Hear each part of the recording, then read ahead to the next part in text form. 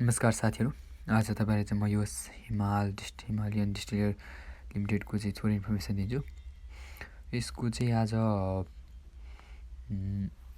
2025 December 9 को चाहिँ यसको हेर्दाखेरि चाहिँ यसको अहिले चाहिँ यसको प्राइस चाहिँ 1155 अराउन्ड चाहिँ यसको राउन्ड गरिरहेछ, अप डाउन गरिरहेछ।